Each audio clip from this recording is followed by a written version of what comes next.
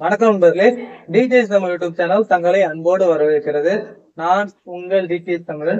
இன்னைக்கான வீடியோல நாம எதை பத்தி பார்க்க போறோம்னா, ஏர்டெல்ல வர ஏர்ஃபைபருடைய புது மாடல் வந்திருக்கு. அந்த மாடல் பழசுக்கும் இதுக்கு என்ன வித்தியாசம், இப்ப இருக்க மாடல் எப்படி இருக்கு அப்படின்னு சொல்லிட்டு இந்த வீடியோ நம்ம பார்க்க போறோம்.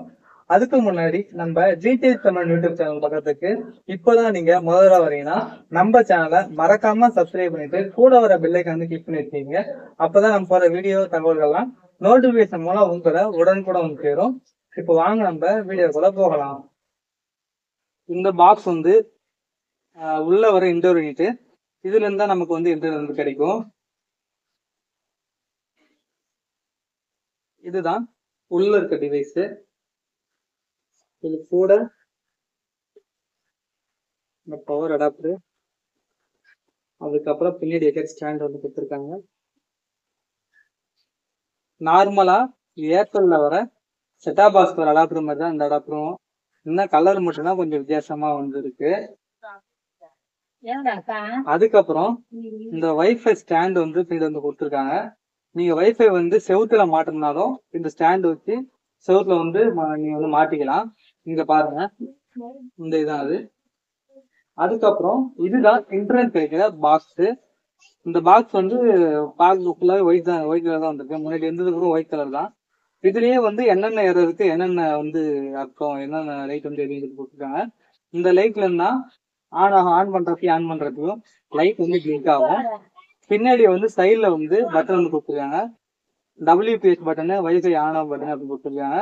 இந்த WPS பட்டன் எதுக்குன்னா, சில பேர் பூஸ்டர் வச்சிருப்பாங்க.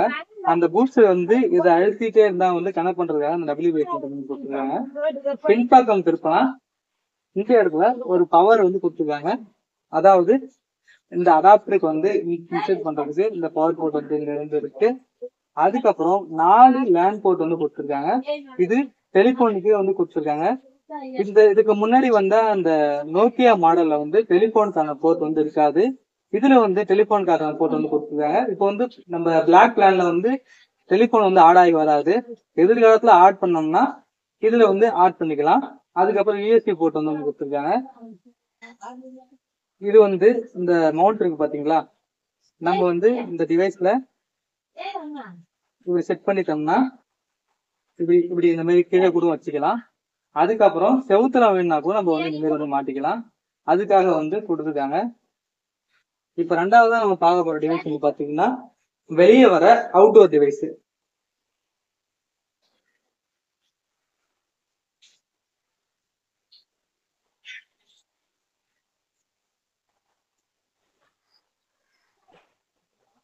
இதுக்கும் டிஒய்ன்னு சொல்லிட்டு ஒரு அடாப்டர் கொடுத்துருக்காங்க.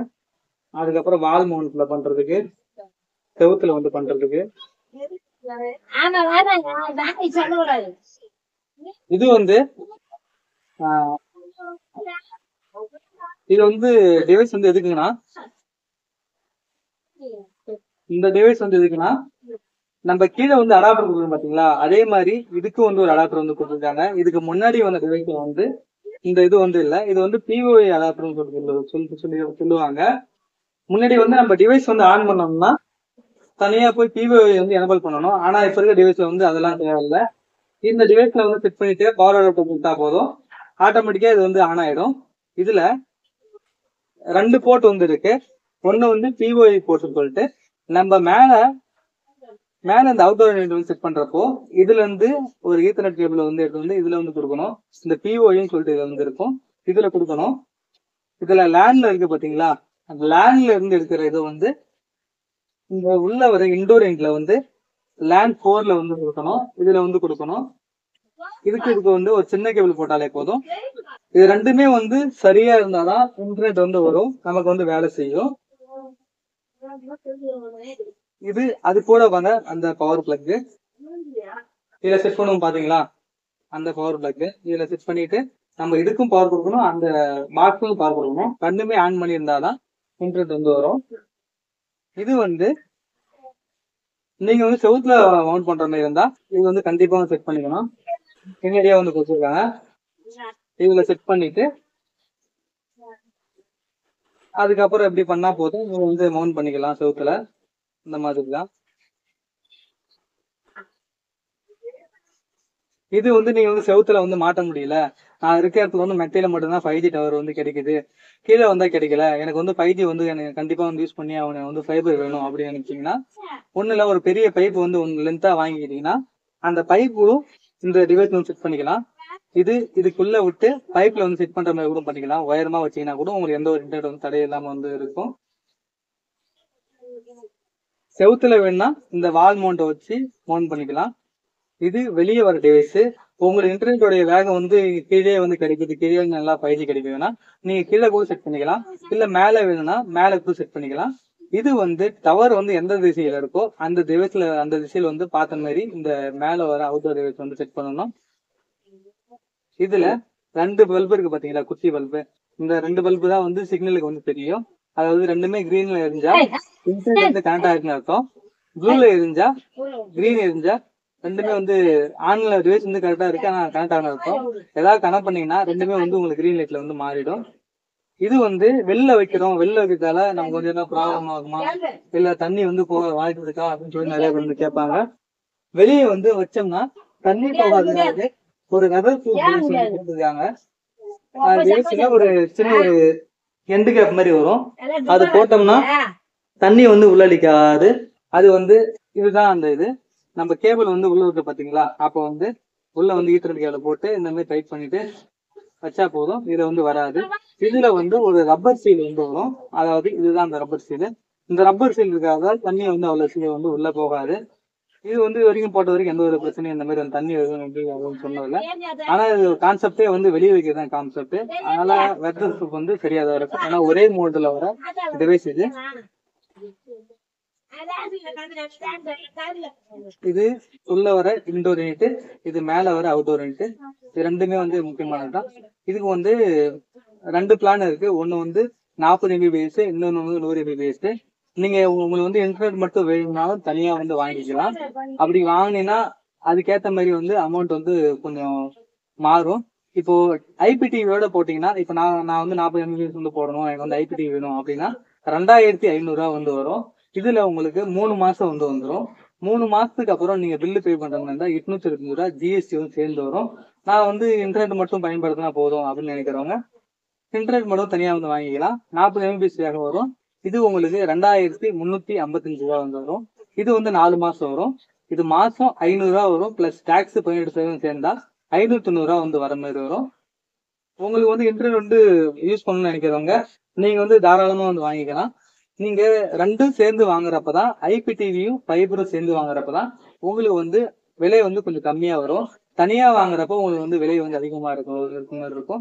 அதனால கொஞ்சம் வாங்குறது முன்னாடி கொஞ்சம் யோசிச்சு வந்து வாங்குங்க. இதுல உங்களுக்கு ஏதாவது சந்தேகம் இருந்தா கீழே வந்து மெசேஜ் பண்ணுங்க, நான் வந்து உங்களுக்கு சொல்றேன். பழைய ஏர் ஃபைபர் மாடலுக்கும் இதுக்கும் என்ன வித்தியாசம்னா, பழைய மாடல் வந்து நோக்கியா கம்பெனி, இது வந்து OXL கம்பெனி. அதுல வந்து லேண்ட் போர்ட்டுக்கு பக்கத்துல டெலிபோனுக்கான போர்ட் வந்து வராது. இந்த டிவைஸ்ல வந்து டெலிபோனுக்கான போர்ட் வந்து கொடுத்துருக்காங்க. எதிர்காலத்துல வந்து இந்த பிளாக் பிளான் கூட இதுவும் வந்து சேர்ந்தாங்கன்னா, அதாவது டெலிபோன் வந்து யூஸ் பண்றதுக்கு கொடுத்தாங்கன்னா, அப்போ வந்து இந்த டிவைஸ் வந்து கரெக்டா இருக்கும், யூஸ் பண்ணிக்கலாம். அப்படியே நம்ம வந்து டெலிபோன் வந்து கனெக்ட் பண்ணி வந்து போன் வந்து பேசிக்கலாம். அதுக்கப்புறம் இது 5G டவர் வந்து எங்க வேலை செய்தோ அதே சேம் கான்செப்ட் தான். முன்னாடி வந்து 5G டவர் எங்க வேலை செய்தோ அங்கே போட முடியும். அதே மாதிரிதான் இதுக்கும் 5G டவர் ஏரியாவில் மட்டும் தான் போட முடியும். உங்களுக்கு 40 MBPS அப்புறம் 100 MBPS அதுக்காக மட்டும்தான் இந்த ஏர் ஃபைபர் வந்து சரியா இருக்கும். அதுக்கு மேல வேகம் வேணும்னா நீங்க வந்து ஈத்தர்நெட் கேபிள் ஃபைபர் யூஸ் பண்ணிக்கலாம். இதுல 2 பிளான் வந்து இருக்கு, 699 அவர் வந்து 899. இது வந்து ஜிஎஸ்டி சேர்க்காம. நீங்க வந்து ஐபிடிவி வேணும்னாலும் நீங்க வந்து சேர்ந்து வாங்கிக்கலாம். இல்ல ஐபிடிவி இல்லாம கூட நீங்க வந்து ஏர் ஃபைபர் வந்து வாங்கிக்கலாம். தனித்தனியா வந்து புக்கிங் போட முடியாது. முதல்ல நீங்க இன்டர்நெட் வாங்குறப்பயே நீங்க ஐபிடிவி வாங்கினா போட்டுக்கலாம். அதுக்கப்புறம் நீங்க புக் பண்ணிட்ட பிறகு ஐபிடிவி வந்து தனியா வந்து போட முடியாது. ஏன்னா இன்டர்நெட் இருந்தா மட்டும்தான் ஐபிடிவி வந்து வேலை செய்யும். 10 MBPS வந்து வேகத்துக்கு மேல இருந்தாதான் ஐபிடிவி வந்து லைவ் டிவி வந்து பார்க்க முடியும். அப்படி இல்லைன்னா பார்க்க முடியாது. இந்த 2 பிளானுமே உங்களுக்கு வந்து வேணும் அப்படின்னு நீங்க விருப்பப்பட்டீங்கன்னா நாங்க வந்து பண்ணி தரோம். தமிழ்நாடுக்குள்ள வந்து பண்ணிட்டு இருக்கோம். 5G டவர் ஏரியா எங்க இருக்கோ அங்க மட்டும்தான் இந்த ஏர் ஃபைபர் வந்து புக்கிங் வந்து போட முடியும். அப்படி இல்ல அப்படின்னா போட முடியாது. சில பேர் வந்து புக்கிங் பண்றவங்க பண்ண இடத்துல வந்து பாத்தீங்கன்னா அந்த இடத்துல ஃபீஸபிள் இருக்காது, வேற அட்ரஸ் சுத்தி போட்டிருப்பாங்க. அப்படி இல்ல போட்டு உங்களுக்கு வரல அப்படின்னா ஆர்டர் வந்து கேன்சல் பண்ணிடுவாங்க. அப்படி பண்ணா அமௌண்ட் வந்து உங்களுக்கு வந்து ரீஃபண்ட் வந்து ஆயிடும். மேலும் உங்களுக்கு ஏதாவது சந்தேகம் இருந்தா என்னோட நம்பரு அப்புறம் வாட்ஸ்அப் சேனல் லிங்க் வச்சிருக்கேன். அது வந்து மெசேஜ் கால் பண்ணுங்க. உங்களுக்கு தேவையான தகவல் வந்து நான் சொல்றேன். இந்த வீடியோ உங்களுக்கு பிடிச்சிருந்தா லைக் பண்ணுங்க, ஷேர் பண்ணுங்க, கமெண்ட் பண்ணுங்க. மறக்காம நம்ம டிடிஎஸ் தமிழ் யூடியூப் சேனலை வந்து சப்ஸ்கிரைப் பண்ணிட்டு கூட வர பெல் ஐகானை வந்து கிளிக் பண்ணி வச்சீங்க. அப்பதான் நம்ம போடுற வீடியோ தகவல்கள்லாம் உங்களுக்கு நோட்டிபிகேஷன் மூலம் உடனுக்குடன் சேரும். அடுத்த ஒரு நல்ல வீடியோல உங்களை வந்து சந்திக்கிற நண்பர்களே. நன்றி.